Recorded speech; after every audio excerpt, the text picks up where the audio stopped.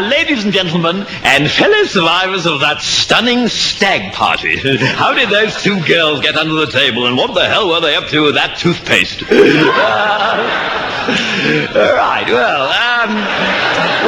Just before I left the house this afternoon, I said to myself, the last thing you must do is forget your speech. And so, sure enough, when I left the house, the last thing I did, yes, you guessed it, was to forget my speech. So it's all ad lib, I'm afraid.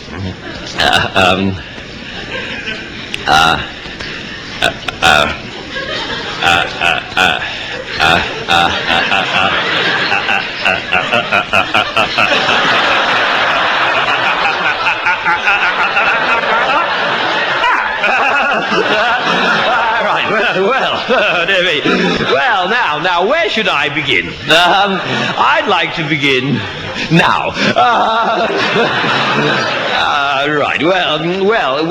I've known the groom ever since we first went to school together at the age of 8. And he hasn't changed a bit. Well, that's not quite true, of course. He didn't have his beard then. And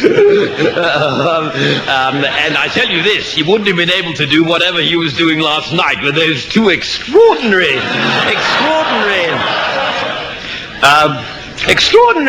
how little people change, isn't it? Although I know I've changed a great deal, because I used to be an absolute arse. Always blurting things out when I shouldn't. For instance, this afternoon, I'm sure I wouldn't have been able to resist mentioning the bizarre sight that greeted my eyes when I opened this man's bedroom door earlier this morning.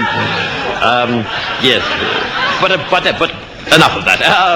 He started making gestures at me now, which I think means he wants me to cut my speech short. So suffice to say that I think he'll make a ripping husband, and I think his wife's ripping too, and I can only hope that the dress will hold out. So I'd like to propose a toast to go with the pate.